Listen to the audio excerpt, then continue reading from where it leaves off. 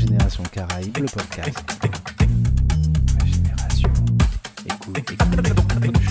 Bonjour, bienvenue sur Régénération Caraïbes, le podcast de la transition écologique dans la Caraïbe. Aujourd'hui, nous allons parler d'urbanisme durable, d'aménagement du territoire, avec notre invité Axel Grava. Bonjour Axel. Bonjour Bertrand, bonjour à tous. Alors Axel qui est en fait l'animateur local du réseau d'urbanisme durable au Conseil d'architecture et d'environnement et d'urbanisme de la Guadeloupe. C'est bien ça, tout à fait bien présenté. Donc, animateur du réseau d'urbanisme durable donc de Guadeloupe. Donc, c'est un service de proximité qui est coporté par le CAUE, l'ADEME, ainsi que pour le partenaire qui comprend la région, le département, l'ADL, l'Agence des secrets géométriques, ainsi que le CNFPT. Donc, c'est en cours de contractualisation du côté CNFPT. Mais sinon, effectivement, donc je remplis mes missions d'urbaniste au sein du CAUE, qui est le Conseil d'architecture, d'urbanisme et l'environnement. Donc, concrètement, c'est-à-dire que tu vas accompagner les mairies, les professionnels sur des questions d'urbanisme et les aider à se poser les bonnes questions, à les orienter, à amener des outils. Alors, je partais du plus global, donc c'est le CAUE, la mission du CAUE, donc le CAUE donc, qui dépend de la loi sur l'architecture de 77, donc dont la vocation, effectivement, est d'apporter un regain, un sursaut, un surcroît en tout cas, de qualité architecturale et environnementale dans les projets d'urbanisme. Donc, depuis 77, en fait, côté France, mais depuis 81 en Guadeloupe. Donc, nous avons fêté nos 40 ans il n'y a pas très longtemps. Le CAUE, le Conseil d'architecture, d'urbanisme et l'environnement, donc promeut effectivement cette qualité architecturale dans les projets d'aménagement, avec du coup des cibles qui sont assez plurielles, puisque ça va des particuliers aux professionnels, tu l'as évoqué, en passant par les collectivités, dans le cadre donc d'adhésion que peuvent souscrire ces collectivités auprès du CAUE. Mais de toute façon, en dehors même du système d'adhésion, le CAUE est conseillé comme personne publique associée, donc effectivement dispense des conseils gratuits et indépendants à ces collectivités dans le cadre de ces missions. Donc informer, conseiller, accompagner, former et fédérer les acteurs du territoire. Toi, tu as une vision, je t'avais déjà vu faire quelques conférences là-dessus, de l'évolution de l'aménagement du territoire en fait, depuis un peu les 50 dernières années. Enfin, est-ce que tu peux en quelques mots là, nous expliquer comment s'est développé, aménagé la Guadeloupe, les Antilles? C'est une question un peu large. Alors oui, effectivement, donc, du coup, on est plus sur une dimension même historique, anthropologique. On a eu l'occasion d'en parler, notamment on est sollicité dans le cadre des universités populaires. On avait eu l'occasion, dans le cadre de UTPONUC, expliquer ce qu'on a appelé constructionnement, donc en créole, à Guadeloupe, donc c'est-à-dire depuis la période qu'on a appelée néo-asien ou asien, donc la période amérindienne. Ensuite, la période coloniale et la période post-coloniale, donc actuelle. Donc, voir un petit peu comment ça s'est construit, en sachant qu'effectivement, un territoire ne se construit pas de la même façon lorsqu'on est dans une dynamique coloniale, c'est-à-dire qu'on le construit pour qu'effectivement qu'il produise et pour que ça soit bénéficié à une métropole. Ce n'est pas la même démarche, et on le connaît également donc, en France hexagonale. Lorsque, en France hexagonale, on développe les provinces pour qu'elles puissent effectivement rapporter du lucre. Au niveau donc, de la capitale, c'est la même démarche un petit peu qu'on a. Donc effectivement, en termes de propositions de développement, d'aménagement, ce n'est pas la même chose que lorsqu'on est sur un territoire, on va dire, indépendant, autonome. Et puis il y a plusieurs écoles. Il y a des écoles effectivement d'agglomérats d'îlots autonomes. Par exemple, c'est un peu l'école de Cerda qu'on connaît à Barcelone, où effectivement, ils essaient de construire des îlots urbains autonomes qu'on maille entre eux. Et il y a d'autres approches qui sont beaucoup plus centralisatrices, beaucoup plus jacobines. Et ça, c'est la tradition un peu parisienne, où effectivement, on a des colonies ou des provinces qui travaillent pour effectivement rapporter à une hyper-centralité qui est la capitale. Donc, la Guadeloupe s'est développée de cette manière pendant un temps.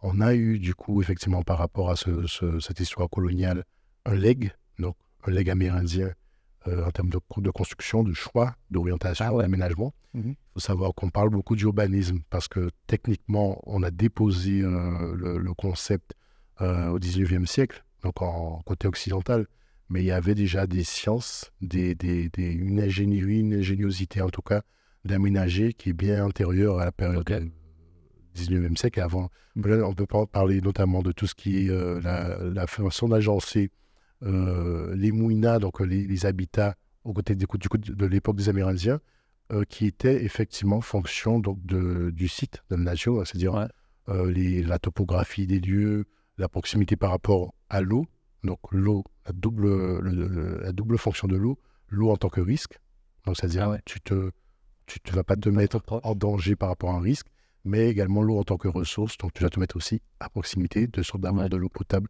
Donc c'était cette science-là, ça s'est fait non seulement donc, par legs successifs, mais ça s'est fait également par empirisme. Il y a forcément de mauvaises expériences, mais qui ont bénéficié génération après génération, et savoir effectivement mais comment je construis, est-ce que je privilégie un habitat léger ou est-ce que je diversifie. Depuis l'époque amérindienne déjà, il y a eu cette science-là empirique qui s'est construite.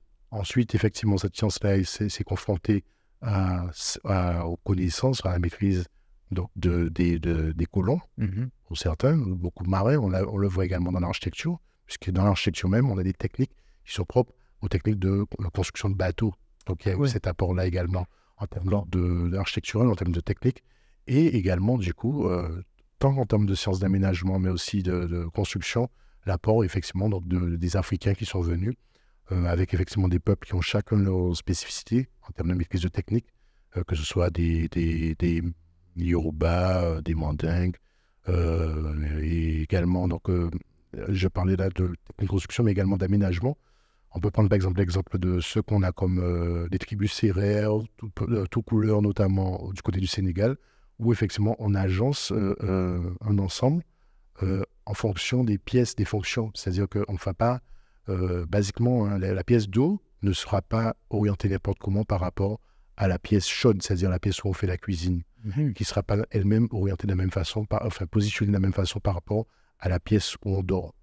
Et basiquement, en discutant, en échangeant avec des confrères, on nous explique comment on ne peut pas, en étant allongé sur sa hutte, sur sa paillasse, on ne peut pas de là avoir accès à une pièce d'eau, parce qu'on n'est pas censé voir encore nu en étant allongé depuis. Voilà. Donc, si vous voulez, c'est une incitation un peu à la naissance. Donc, si vous voulez, il y a toute une science, ça dépasse, je veux dire, la folklore, c'est vraiment une science.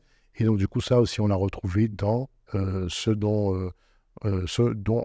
avec lequel on peut échanger les Africains à l'époque avec les Amérindiens, c'est aussi ça. C'est-à-dire la séparation des fonctions et l'ordonnancement des fonctions, ça, le public, le privé, le sacré, le profane, toutes ces choses-là, effectivement, ils ont eu l'occasion d'échanger là-dessus. Et nous, on en a hérité.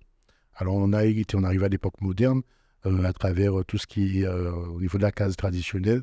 Et donc là, le côté purement technique, donc les hauteurs de toit, les pentes, etc. et tout, ça c'est. Mais aussi le côté plus, non pas ésotérique, mais on va dire plus métaphysique, plus spirituel, où effectivement on choisit des centralités, on se dit, bon, ça c'est dans le centre de la case, quelles herbes, quelles essences qu'on va choisir en bordure de case, est-ce qu'on met des essences qui sont faites pour attirer, ou certaines qui sont plus là pour justement repousser repousser l'œil ou repousser les mauvais esprits. Donc il y a toute cette science-là et qui s'est perpétuée, qui tend à disparaître, qui tend à se perdre. Mais ce qui est intéressant, c'est de voir qu'avec des confrères qu'on peut avoir, que ce soit en Amérique ou en Europe, il y a vraiment une recherche de retrouver ce savoir-là. Parce que c'est un savoir qu'on a, nous aussi, tradition afro-descendante, mais il y a ces savoirs-là aussi qu'on retrouve dans d'autres traditions, sous d'autres de latitude, où effectivement on a une notion de le sacré, c'est le sacré, le profane, c'est le profane, le privé, c'est le privé, le public, etc. et tout. Il y a des totems, il y a des tabous. Dans toutes les sociétés évoluées, développées, civilisations, ça existe. Alors, peut-être que c'est moins, je ne sais pas, à la mode dans l'air du temps, mais c'est constructeur. Enfin, on a constaté en tout cas que c'est structurant pour toutes les grandes civilisations qu'on a connues. Et en tout cas, la mise à bas de ces fonctionnements coïncide souvent avec le déclin de l'utilisation en question. Donc, peut-être qu'il y a un lien de cause à conséquence par rapport à ça. Donc, en tout cas, nous, on essaie d'avoir ce patrimoine-là, de le mettre en valeur, à travers nos actions, des études qu'on peut mener, des conférences qu'on peut avoir également. Lorsqu'on est aussi sur des sites, il y a un aménagement. Par exemple, je disais ce matin, on était sur un sentier, une lecture paysagère qui sera faite sur un site du côté de Sainte-Rose.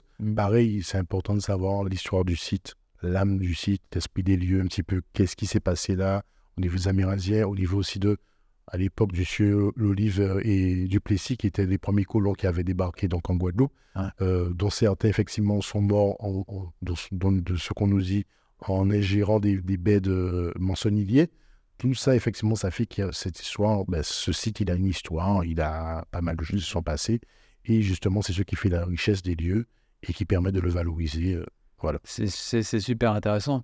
C'est vrai que ce patrimoine immatériel, finalement, hein, parce que des fois, il y a des vestiges archéologiques qu'on retrouve.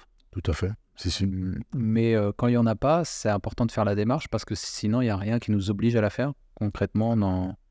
Alors, effectivement, donc, il y a la DAC, donc la Direction des Affaires culturelles, qui est saisie en général ou qui s'auto-saisit, mais en tout cas qui s'applique à faire en sorte que lorsqu'il y a des projets d'aménagement, qu'on ait la démarche archéologique de savoir quelle était l'histoire de ce site avant effectivement de partir sur des fondations, de l'aménagement, même léger.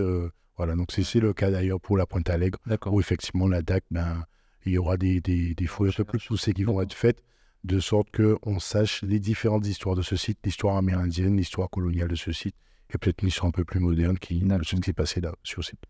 Donc, ça, on comprend maintenant comment se fait l'urbanisme aujourd'hui, enfin, comment la case créole, puis l'organisation est-ce que l'organisation des bourgs, leur localisation, etc., c'est un héritage de tout ce que tu viens de dire, finalement, la rencontre des Amérindiens, des afrodescendants, des colons, etc.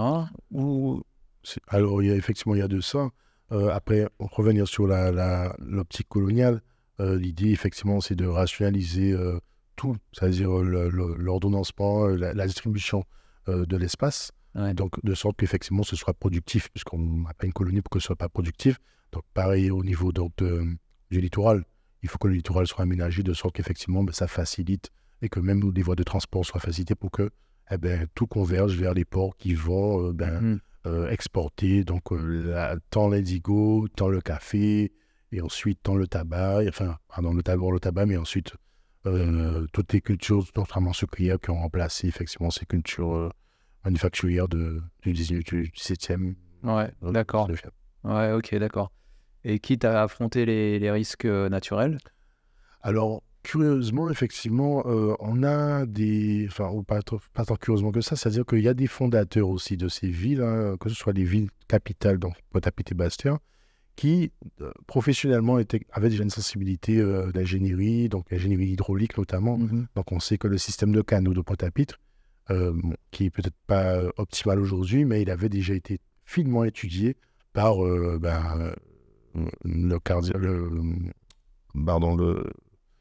le noble, en tout cas, qui avait fondé, donc dont le nom m'échappe, mais qui était à l'origine de la fondation de la ville, ainsi que pour Bastia, parce que c'est le même, en fait, qui était sur le site, c'est un ingénieur hydrologue, et qui, effectivement, avait étudié les canaux. Donc, effectivement, quand on parle d'études de canaux, et donc des voies d'eau, ça veut dire que autant le risque que la ressource, donc les deux corollaires de l'eau, étaient étudiés, et du coup, il a quadriller les choses de sorte qu'effectivement, on ait des voies d'eau qui permettent l'assainissement, qui permettent effectivement aussi de pourvoir le Kidam en eau potable. Ouais. Donc voilà, il y avait cette approche-là.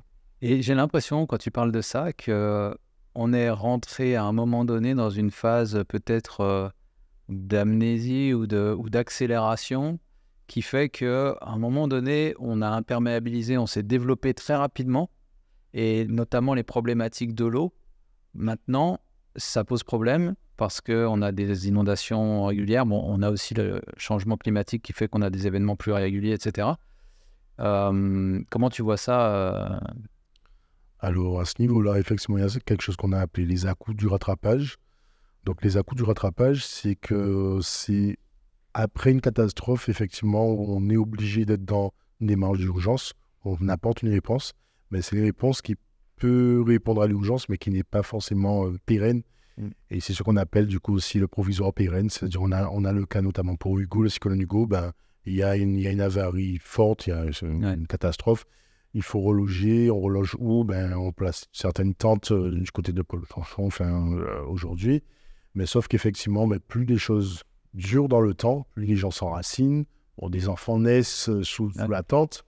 Les gens, comme on dit ici, c'est la lambeau qui est enterrée, c'est-à-dire là où mon cordon ombilical est enterré. Donc, j'ai un attachement viscéral à ce site. Donc, du coup, c'est difficile de déplacer les gens. Donc, parfois, on construit, on brûle autour même de... Et effectivement, sans avoir peut-être optimisé la prise en compte des différents enjeux, que ce soit risque ou autre. Ouais. Et même aussi au niveau donc, des ressources, en fait, de dimensionnement du gabarit, des réseaux, ce qui était prévu pour 100 n'est pas forcément adapté pour 150.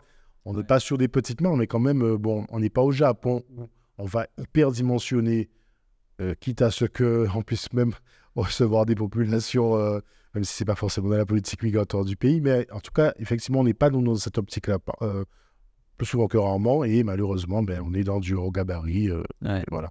Et du coup, je parlais des à-coups du rattrapage, on doit rattraper. D'accord.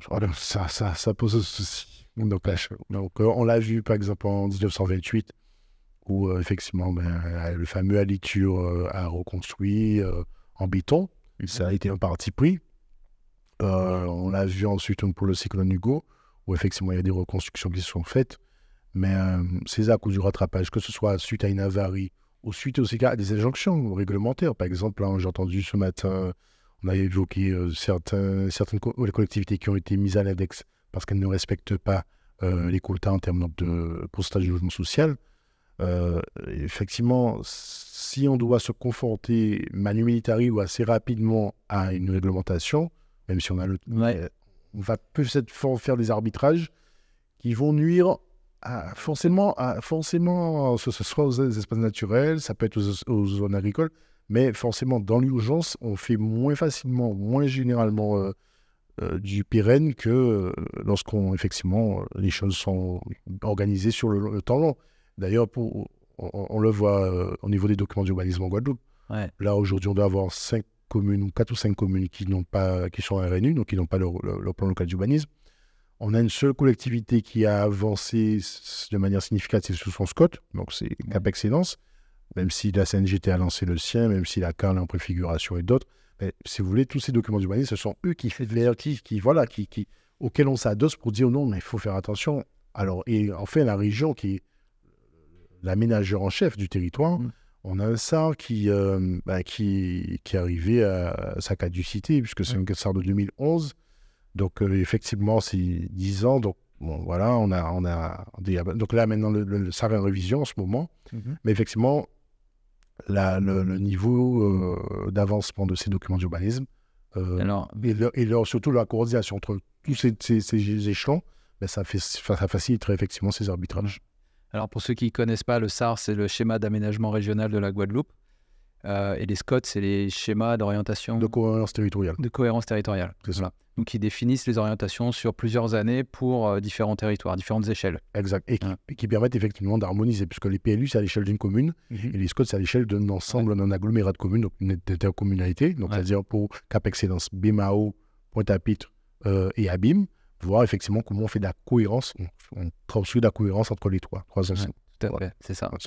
Donc, normalement, le PLU au niveau de la ville doit suivre les orientations du SCOT qui doit s'inscrire dans les orientations du schéma régional. Voilà, il faut qu'il y ait une cohérence entre les trois et un s'impose à l'autre. Alors, il faut savoir par contre, en termes d'opposabilité, le PLU est opposable, le SAR également, mais le SCOT ne l'est pas. Ouais. Donc, si vous voulez, les documents qui ont le plus de force, là aujourd'hui, c'est les PLU, le SAR et les PLUI, mais on n'a pas de PLUI en Guadeloupe. Donc, les PLUI, si vous voulez, c'est des PLU intercommunaux. Donc, c'est un petit peu comme le SCOT, si vous voulez, hein, mais c'est un autre document, en fait. Mais lui, par contre, il a une plus forte valeur juridique, puisqu'il est opposable. D'accord. Voilà. Ça me permet d'enchaîner sur l'aspect durable, parce que maintenant, au PLU sont adossés des PADD, les plans d'aménagement développement durable pour les communes, avec des schémas, quand même des orientations qui sont apportées sur des zones un peu plus larges.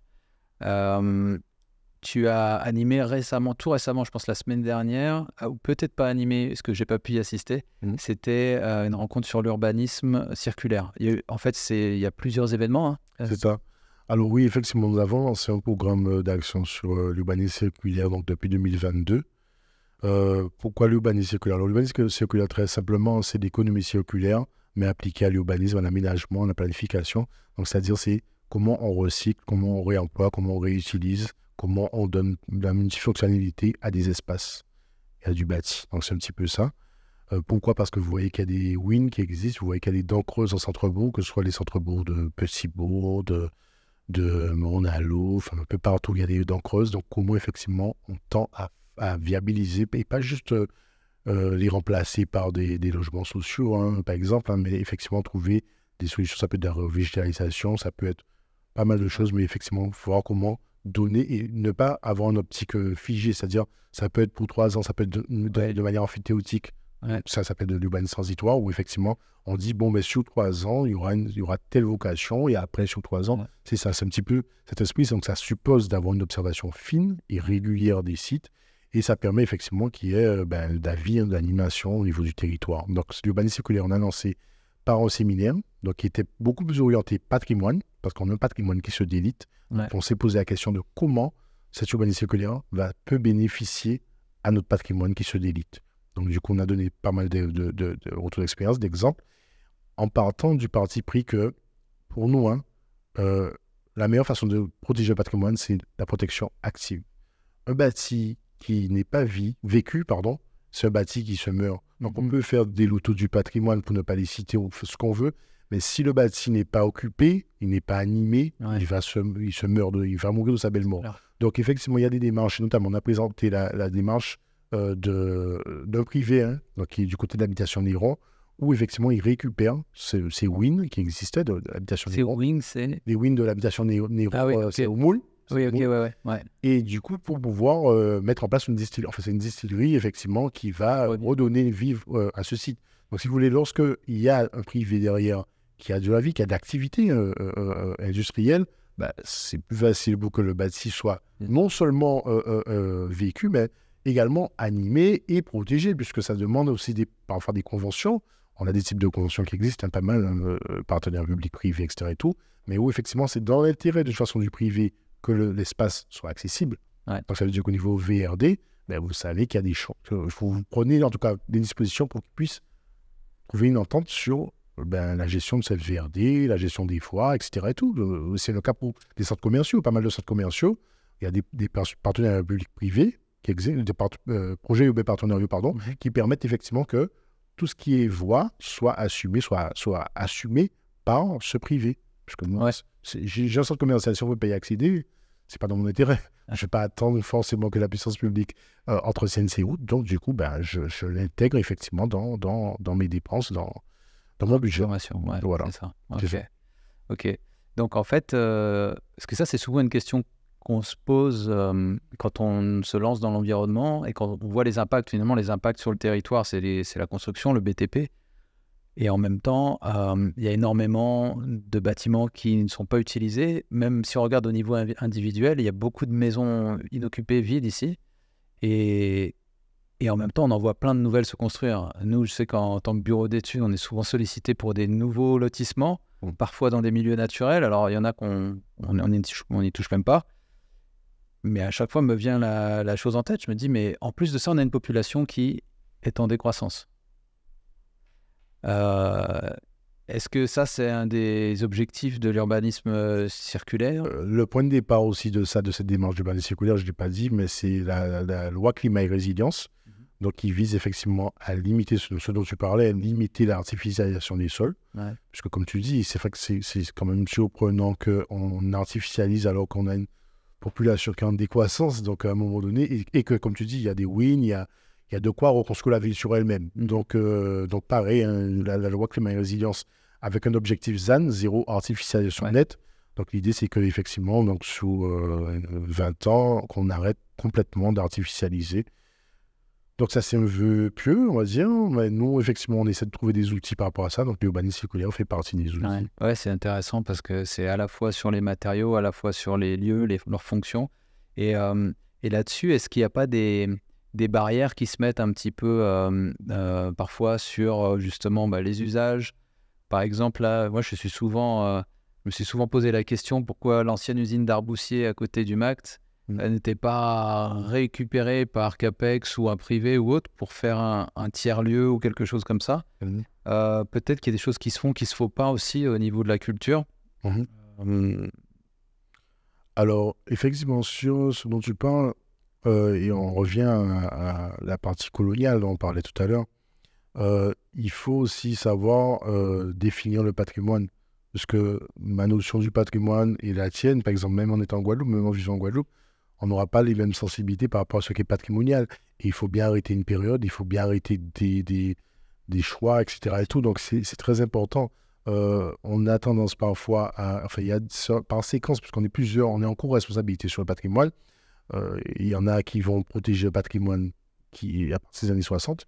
Il y en a qui vont s'intéresser au patrimoine amérindien. Enfin, voilà. Bon, si tu veux, cette définition-là, elle est importante au préalable, parce que c'est en ayant identifié, inventorié ce patrimoine-là, et ensuite inventorier, qualifier ce patrimoine-là, parce qu'il peut être patrimonialement, on peut dire, bon, ça c'est intérêt, ça c'est... Tu vois? Donc, en ayant d'abord quantifié, puis qualifié ce patrimoine, après, on peut effectivement dire, mais il faut arbitrer, bon, là, quand même, effectivement, ça c'est trop important pour qu'on puisse laisser ça... donc, tu vois, c'est quelque chose qui est important, et que ça c'est pas toujours pris en compte dans le cadre des projets d'aménagement. Oui, tout à fait. Mais j'ai l'impression quand même de voir, moi j'ai passé quelques années au Québec, c'est pas du tout la même vision de l'architecture et de l'urbanisme. J'ai l'impression qu'il y a un peu plus de liberté qui se donnait. On avait parlé rapidement d'églises là, mais c'est vrai que j'ai vu souvent des églises se faire transformer en condominium, ils appellent ça comme ça, mais des lofts quoi, ou des apparts. Bon, ici, les églises, de toute façon, elles sont occupées, donc c'est pas la question. Mais par exemple, transformer une ancienne distillerie en logement, ou je sais pas. Ce modèle-là, si tu veux, est-ce qu'il est forcément adapté à nos réalités? Parce que on a des contre-exemples, malheureusement, où effectivement, pour revenir aussi sur la partie historique, des communautés qui étaient sur un site, qui n'ont rien à voir avec le site où on les implante, qui tournent le dos à ce site, qui tournent le dos à cette ville-là, ne se sentent pas concernés par les problématiques de cette commune. C'est-à-dire, on peut prendre plein d'exemples. On a des exemples, on a Blachon, on a Bébel, on a pas mal d'exemples, effectivement, où, si tu veux, la greffe n'a pas forcément pris, même si les gens habitent. Mais la greffe n'a pas forcément pris parce que, si tu veux, ce sont des déracinés. Ouais. Donc, le cas de Grand B, par exemple, où on a été... sollicité, on était sur la partie médiation et puis le début du projet, jusqu'à ce qu'il soit là, entre parenthèses, en ce moment, depuis un petit moment. Si tu veux, le cas de Grand Bay, on a des personnes, pour certains, qui ont fui, entre guillemets, la rénovation urbaine de Pointe-à-Pitre. Donc, si tu veux, ils avaient une communauté de valeurs, de biens, d'intérêts qui font qu'ils se sont retrouvés à Grand Bay. Donc, si tu veux, tu as une communauté qui... Voilà, et ça a construit quelque chose. Tu vois, mais si demain, ces mêmes personnes leur demandent de quitter Grand Bay, ils ne voudront pas quitter Grand Bay. Parce qu'ils ils sont déjà communauté d'exil, d'exilés de quelque part. Donc, si tu veux, des fois, la greffe, elle peut prendre pour différentes raisons. Bon, il y a un cadre de vie, il y a tout ça, et des fois, la greffe ne prend pas. Parce que là, habiter Grand Bay, je veux dire, techniquement, et habiter dans des HLM, voilà, c'est pas du tout la même chose, tu vois. Donc, il y a cet aspect-là, et qui n'est pas toujours pris en compte. On a des témoignages parfois assez tristes sur la rénovation urbaine, où des personnes disaient que la seule chose qu'elles demandaient, c'était qu'on les reloge à côté de leurs voisines. Tu vois, des trucs tout basiques. Et on a des histoires un peu tristes où effectivement la personne, on lui a promis, on a dit oui, t'inquiète pas, et au final, on n'a pas relogé pas de sa voisine, puisque on fait sous la programmation, c'est pas forcément facile. C'est réalisable, mais c'est pas forcément facile. Et la personne, elle meurt de chagrin. Il y a des personnes, on a même sur le Gosier, on a quelqu'un qui, en 48 heures, il avait été relogé. Et il n'a pas vécu plus que ça. Il était relogé et le gars, il n'a pas supporté de quitter là où il était enraciné, etc. Et tout. Et du coup, voilà. Donc, si tu veux, il y a toute cette prise en compte humaine, de toute façon. Des fois, on dirait qu'il faut recréer des choses qui semblent évidentes, mais toute cette partie-là qui est très importante, avoir l'idée de l'anthropologie, de la sociologie des lieux, comment les gens fonctionnaient, quelle communauté, parce que parfois on a l'impression que communauté c'est un gros mot, alors qu'effectivement, et on le voit avec les anglophones, les anglophones font en sorte de viabiliser la vie de communauté. Ils construisent des maisons autour de communautés. Ils ne construisent pas des maisons et demandent à des gens de venir et de faire communauté. Enfin, voilà, ils ne font pas le truc à l'envers. Ils identifient, voilà, c'est quoi les jeux d'attraction, c'est quoi les jeux, le théâtre social qui existe entre ces interrelations qu'a ces personnes. Et moi, après, je fais en sorte qu'elles soient au mieux. J'améliore leur cadre de vie. Mais je ne crée pas de toute pièce une coquille vide et en espérant qu'effectivement, ils ne se tirent pas dessus. Voilà, c'est une autre approche. C'est une autre approche. Alors, ça m'amène justement à ces approches durables, parce que maintenant, il y a quand même des approches, tu sais, d'éco-quartier ou d'aménagement HQE. Théoriquement, on est supposé prendre dans la programmation maintenant ces contextes humains, sociaux, environnementaux, etc. Il y en a en Guadeloupe? Elle était impliquée là-dedans? Le plus abouti, c'est Morne-à-l'eau et Éco-quartier au cœur de Grippon, où effectivement, en termes de concertation, effectivement, c'est hors norme. C'est-à-dire qu'ils ont bien coordonné les concertations liées au PLU avec les concertations liées au projet Éco-quartier cœur de Grippon, auquel s'est greffé entre-temps l'éco-quartier Vieux-Beau, qui est bon originel de Morne-à-l'eau. Et là, vraiment, mais c'était quelque chose vraiment d'extraordinaire. Vraiment, c'est le mot est bien choisi, puisque moi, je suivais le projet et j'avais plaisir à voir que les élus, il y avait une dizaine d'élus. Chaque fois qu'il y a une manifestation, il y a une dizaine d'élus. C'est pas si commun une dizaine d'élus. Pas que le référent, en général, c'est l'élus à l'aménagement, à l'urbanisme. Là, il y a une dizaine d'élus. Chaque fois, le samedi matin, on a des conférences, des séminaires des élus. On va sur site, les élus sont présents. C'était vraiment quelque chose de très intéressant et je crois comprendre en tout cas, les échanges qu'on a avec la nouvelle municipalité, que c'est la démarche de continuer à s'inscrire dans cette démarche-là. Mais c'est beaucoup plus facilitateur lorsque élus et techniciens et ville sont porteurs et proactifs. C'est ça. Mais Morne-à-l'eau, oui, c'est un exemple en termes de concertation. Donc Morne-à-l'eau, ça va être de la rénovation urbaine, ça va être Alors, on est dans de l'urbanisme circulaire. On pense que la ville sur elle-même. C'est-à-dire que cœur de Grippon, voir qu'effectivement il y a des dents creuses, on voit que c'est aussi un cœur qui est très minéral. Donc, effectivement, faire rentrer l'arbre en ville, ça peut être intéressant, végétaliser. Ensuite, effectivement, quadrillage, on vient au quadrillage colonial, donc peut-être casser un petit peu, estomper cette dimension très purement administrative. La rectilinéarité n'est pas forcément la plus agréable, en fait, en ville, avoir des trucs trop... tu vois, donc si tu veux casser un petit peu ça, donc c'est un petit peu... Ça a été un peu l'approche de l'urbaniste qui était sur le site, Fred Bougin, notre collègue, qui est président également donc, de l'association des urbanistes de Guadeloupe. Et du coup, effectivement, c'était... Parce que, si tu veux, on met durable, on met tout dans le durable, mais le durable, c'est aussi le social, c'est du l'urbanisme social, l'urbanisme environnemental, c'est tout ça. Et c'est un petit peu ce qu'ils ont essayé de prendre en compte dans le cadre de Cœur de Grippon. Et on commence à voir les effets, puisqu'il y a un programme qui est sorti de terre. Il y a d'autres programmes, la co-résidence qui sont sortis de terre.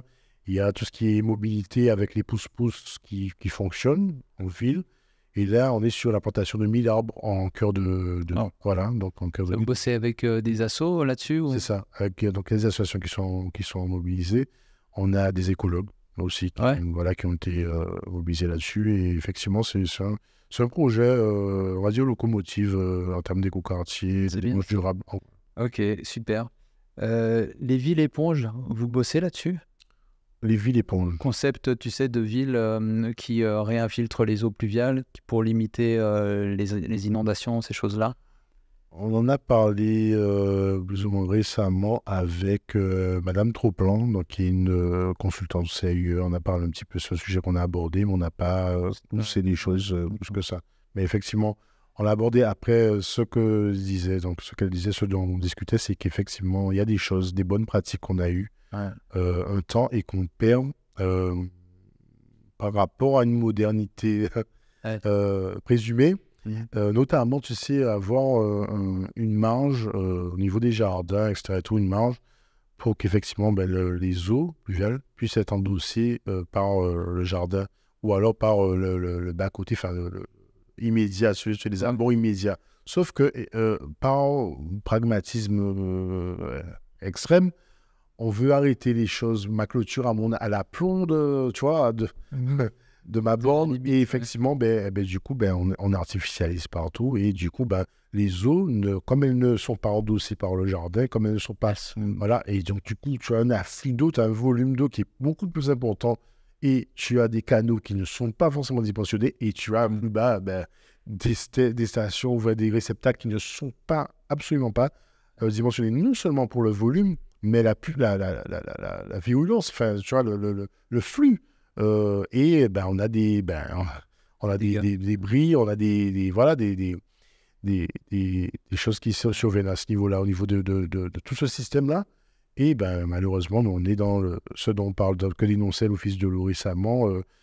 Sous 5 ans, on pressent que on n'aura pas beaucoup d'eau de qualité en termes de baignade, puisque effectivement, que ce soit au niveau du pluvial, que ce soit au niveau de l'assainissement, il y a des choses qui sont à refaire, ouais. Et là-dessus, ça peut être intéressant, parce qu'il y a un plan de zonage pluvial qui avait été mis en place par Cap Excellence, où il y a des contraintes maintenant d'infiltration à la parcelle. Ils privilégient maintenant ces technologies justement vertes, et ça peut être intéressant de voir au niveau urbanistique aussi, parce qu'a priori, les nouveaux PLU qui vont sortir devront prendre aussi en considération ces zonages pluviaux. Et ce dont tu parlais, d'amener la nature en ville, ça peut complètement se coupler. Si. Alors, effectivement, sur la nature en ville et ce dont tu parles, il y a... l'enjeu sera surtout sur la coordination, parce que je reviens sur les documents d'urbanisme. On a un PADD, donc on a un PAU, on a un PADD. On a du coup une étude environnementale qui a été faite pour pouvoir recenser, inventorier, voilà ce qui existe sur les ressources du territoire, les ressources naturelles. Mais si tu veux, on n'a pas... Il y a une culture importante qui est la culture de l'évaluation et qui peut faire défaut, parce qu'on peut dire oui, j'ai un PADD, mais est-ce qu'elle est là, tu vois, quelle épaisseur à cette étude? Et si tu veux, l'urbanisme circulaire, ce programme d'action urbanisme circulaire veut aussi trouver des outils pour qu'on puisse faciliter cette culture de l'évaluation au niveau des programmes. Il y a des observatoires qui existent.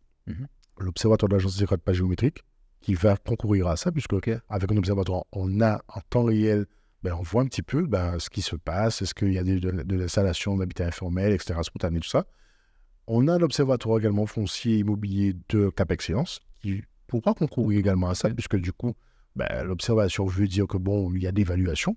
C'est quelque chose d'important et qui va permettre de faciliter les arbitrages qui ne soient pas défavorables systématiquement, comme c'est souvent le cas, à l'environnement ou à l'agriculture. Ok, super intéressant. Si la Guadeloupe était un bâtiment, ça serait quoi? La Guadeloupe serait difficilement un bâtiment, je pense, parce que la Guadeloupe, tu as parlé de Darboussé tout à l'heure, il y a des architectes, on a 200 architectes en Guadeloupe. Forcément, chacun aura son avis, mais il y a des architectes qui sont plus de sensibilité à Enzo Piano. Donc, je ne sais pas si tu as vu ce qu'Enzo Piano a fait du côté de la Nouvelle-Calédonie, le centre Jean-Marie Tjibaou. On est vraiment dans l'architecture vernaculaire pure et dure. Et il y en a effectivement qui comprennent complètement, qui adhèrent au concept de la Black Box en Silver Roots, qui a été faite par Marton, Doré et compagnie. Donc, si tu veux, ça serait difficilement... On est dans un creuset de créole, de mélange, d'influence. Donc, je pense que ce serait difficilement une. Mais l'idéal, moi, j'aurais dit, je fais en clin d'œil à ma collègue, ce serait la case créole, puisque ce qui est intéressant avec la case créole, c'est que son adaptation, son adaptabilité, sa capacité effectivement à être modulée, puisque chaque fois, c'est des duplications par mitose qui ont fait effectivement certaines habitations qu'on connaît. Sa capacité aussi à être diversifiée, parce qu'on a des cases créoles en bois qui sont adossées à des systèmes béton. Et puis, elle montre tout le génie, c'est-à-dire les hauteurs de tout, effectivement, était pensé finement.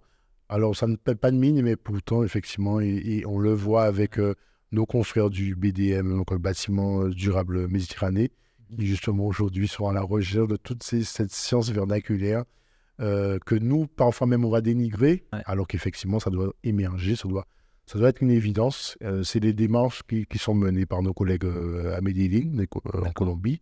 C'est des démarches qui sont menées par des architectes spécialistes de bioclimatique du Costa Rica.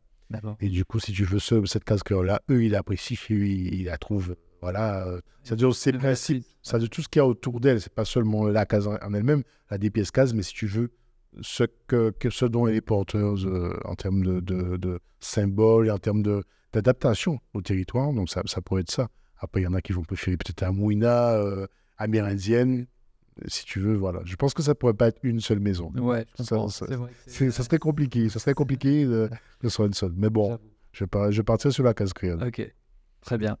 Est-ce que tu aurais un livre ou un documentaire à conseiller si on veut mieux connaître les enjeux urbanistiques d'aménagement aux Antilles? On a fait, dans le cadre des 40 ans de CAUE, on a fait un programme qui s'appelle 4 chemins. Donc, vous pouvez retrouver sur les réseaux sociaux, je crois en replay également sur les sites de France Télévisions. Donc, 4 chemins, comme son nom l'indique, Carrefour, où effectivement, on a invité un certain nombre d'acteurs qui retracent vraiment ce qu'a été la construction de la Guadeloupe et qui va du passé aux projections, aux perspectives. Donc ça peut être intéressant comme travail. Après, effectivement, on a également ce qu'on avait produit pour l'habitation, dans le cadre d'un ouvrage qui est sorti pour l'habitation Clément, qui est également accessible, je pense, dans les librairies. On a une démarche qui résume un petit peu le travail du CAUE, c'est MVPC, mise en valeur du patrimoine des communes. Donc ça, je pourrais mettre le lien à disposition. Ouais, on les mettra, ouais. En fait, c'est un travail où on dépasse juste l'inventaire du patrimoine et on fait des préconisations. Les préconisations, elles portent notamment sur l'architecture, mais ça va également sur l'urbanisme, c'est-à-dire les distances de circulation, ça va sur les couleurs, le choix des couleurs, de toiture, etc. Et tout. Enfin, des palettes chromatiques, parce que ce n'est pas juste une couleur, mais des palettes chromatiques, dire, bon, voilà, ce serait plus adapté par rapport on est à Grand-Bourg, par exemple, à Marie-Galante, voilà, ceux qui seraient plus adaptés. Ça va sur le choix des essences, donc quel type de plantes qu'on plante, où qu'on met où, etc. Et tout. Ça s'appelle MVPC, donc mise en valeur du patrimoine des communes. Et le plus abouti qu'on a fait, c'est avec la CMG sur Cap-Esther, Grand-Bourg et Saint-Louis. Donc je pense que c'est un ouvrage intéressant qui résume le mieux le travail du CAUE en termes de qualité architecturale et environnementale. Ok. Bon, voilà. Super. Et puis sinon, sur le site du urbanismeguadeloupe.fr, donc mon site donc, du réseau d'urbanisme durable, tout ce qu'on fait, que ce soit les actions propres ou les actions des partenaires, avec vraiment beaucoup aussi de coopération, je ne vais pas parler, mais de partenariat avec la Caraïbe. Donc, je vais parler tout à l'heure de Medellín, je parlais du Costa Rica, Suriname. On va vraiment chercher l'expertise là où elle est. Et ça peut être la France, mais ça peut être également la Caraïbe, ça peut être l'Asie. On a parfois trop tendance, tu vois, à se fermer, alors qu'effectivement, on a de très bons confrères, de très bons retours d'expérience de peu partout et qui sont adaptés parfois à nos besoins. Super. Voilà. Super. Bon, on mettra tous les liens dans la description des vidéos, sans des podcasts. Ok, très bien. Merci Axel d'être venu. Merci Bertrand. Comme ton nom l'indique, j'espère qu'on aura l'occasion de virer ici avec un de mes collègues, mais en tout cas, c'est avec plaisir que je découvre cette émission. Et je salue à tous, toutes les personnes, les auditeurs. Et puis la prochaine, avec plaisir. Avec plaisir également.